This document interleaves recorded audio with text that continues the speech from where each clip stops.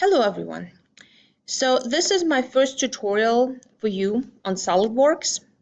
SolidWorks is a 3D modeling software that you can use to build your 3D models. Now we definitely need to build those because you're going to print them out on a 3D printer and then you're going to use them to build your project. Now you don't know how to do any 3D modeling just yet, so I'm going to walk you through several examples. In this video, I'm just going to do one example, but I'm going to make several videos. I'm going to walk you through several examples of things you can do. I highly recommend repeating those examples and then making your own model after I've done these.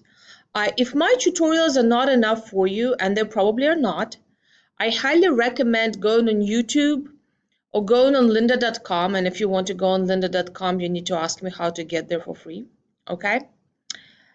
And watch some more tutorials to do some more complicated projects. If you just want to pass your project, you're not aiming for a grade that will excuse you from the final, then my several tutorials that I will show you will definitely be enough for you.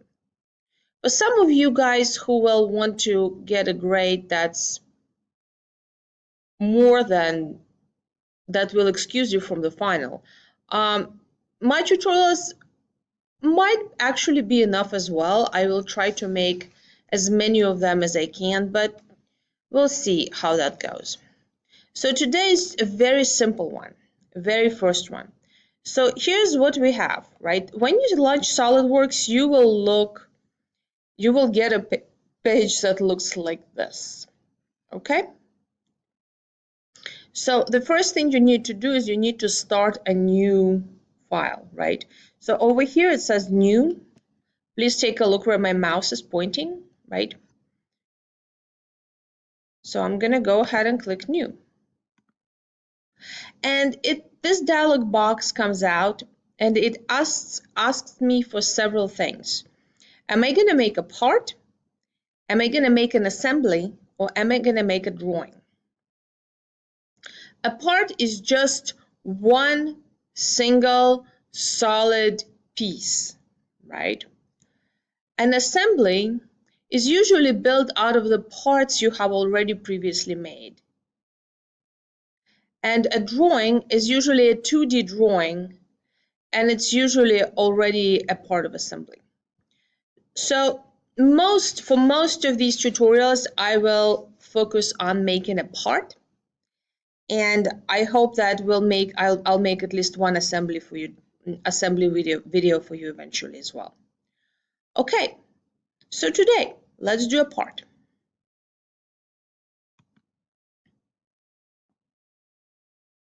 I'm gonna click OK. Another thing that you guys will see, and which didn't just show up on my video, it will ask you which units you are. I am currently in IPS, and that means inch, pound, second.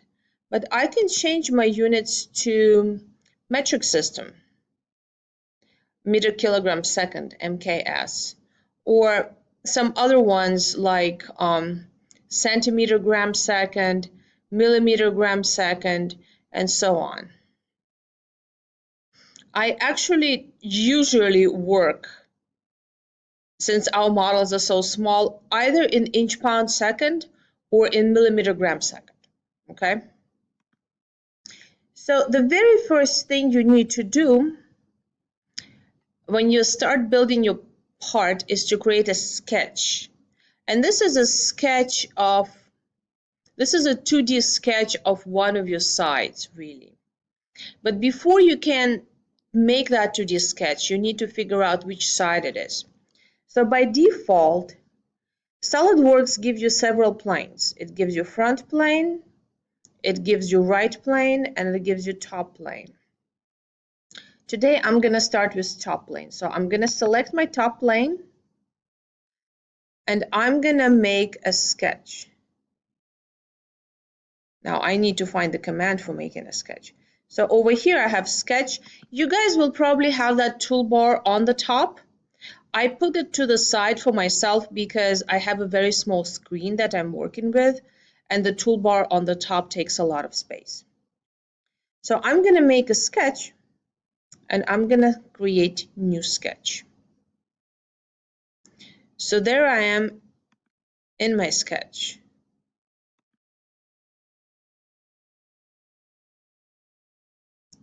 So in my sketch, I'm going to make a rectangle, and I'm going to make a corner rectangle.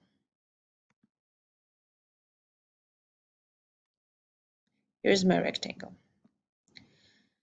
Now, if you look at my rectangle right now, and if you don't want to make another rectangle, guys, please hit escape, because that will exit the rectangle tool. Now, once you make your rectangle, please notice that my rectangle is blue. Well, I really hate it when SolidWorks does that.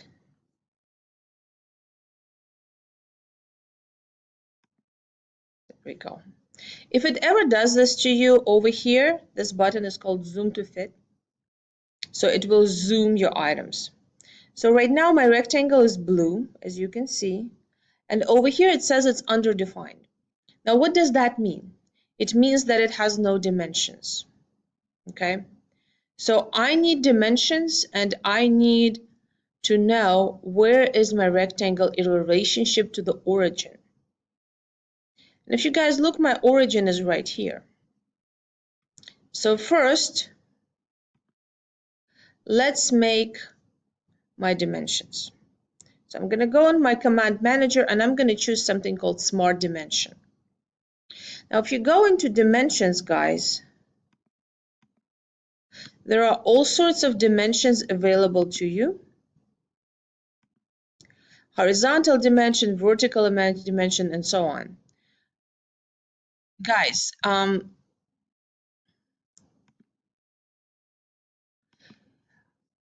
highly recommend just using Smart Dimensions. Smart Dimensions will give you a dimension to anything. So I'm going to select the side. I'm going to drag it out. Right now it says it's 6 inches. Well, I don't want my side to be 6 inches. I want it to be 4 inches. So I'm going to change this into 4 inches. And once again, I'm going to go ahead and move it over here. And I seem to be moving somehow my rectangle back and forth. I don't know why. Give me one second. All right, so now I have one side that is 4 inches, and I'm going to make my second side to be 2 inches.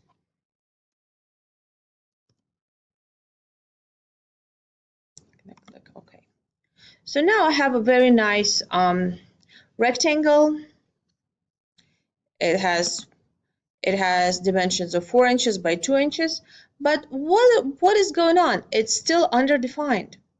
That's because even though I know how big my rectangle is, I don't know where in my coordinate system it's located. So I need to define its relationship to the origin. So in order to do that, I'm going to do this. I want the center of my rectangle to match up with my origin. Now, how can I make a center of my rectangle? Well, if you guys remember, the center of your rectangle is when your diagonals meet, right? And there also are cut in half in there.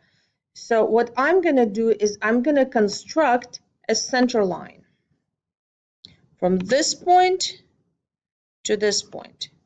And don't forget to exit your tool. And now that I've constructed my center line, I know that the center of my rectangle is exactly at the midpoint of this line. So I'm going to right click on the line. I'm going to select a midpoint. I'm going to hold control key, okay? So hold your control key, hit your origin. At this point, please notice that you have selected 2 points, right? You selected the origin and you have selected that midpoint. And I'm going to make them coincident. Coincident means they're in the same place. They match up. They are one on top of the other.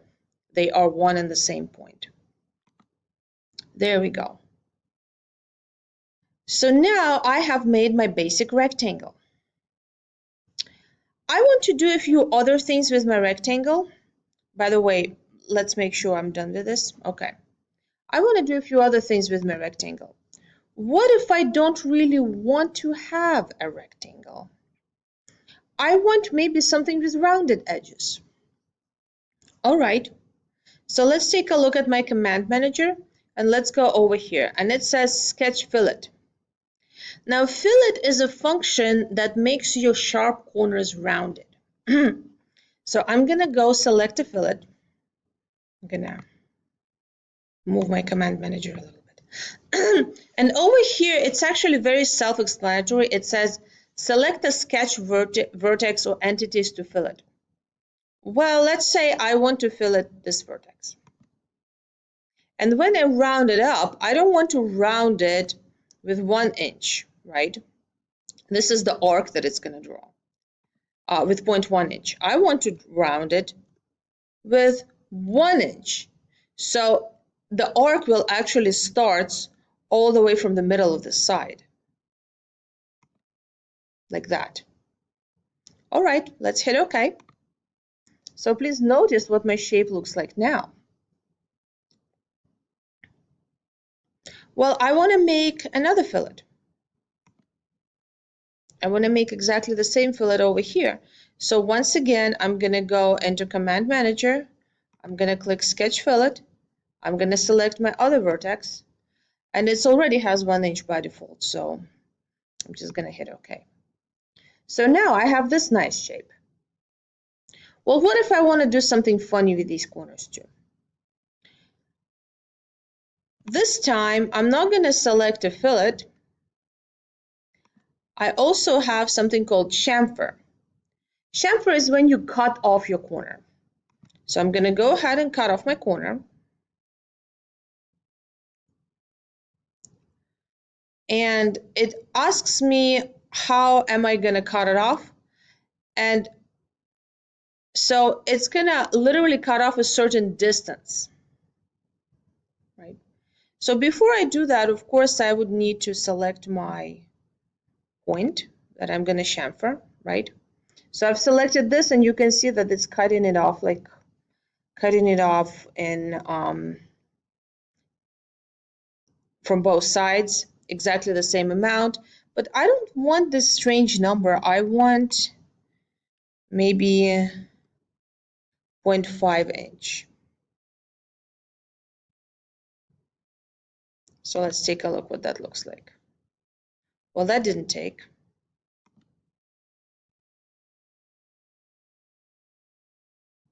There we go. Now I have it at 4.5 inch. So what if I want to make another one for my last corner? Sure, let's do that. So I'm gonna go ahead, gonna select this one, and I'm gonna make them perfectly symmetrical. And now I am done with my drawing. So once you're done with your drawing, make sure you exit your sketch. If you don't exit your sketch, you won't be able to do your next step. So I'm exiting my sketch, and I'm going to change my view from my top plane to isometric. If you click on this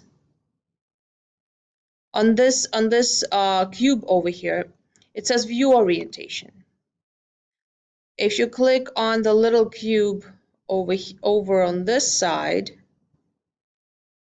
it has all sorts of views, and it also gives you shortcuts. I suggest learning your shortcuts because those are useful. I would just use Ctrl+7 for my isometric view. So now I have an isometric view. Over here, you can always look at your axes, which view you're in. So this is my isometric view. So the next thing I want to do is I want to grow this thing into a three-dimensional shape. I'm going to do that in the next video, okay? So next video, I'm going to start up with this file and grow it into a three-dimensional shape.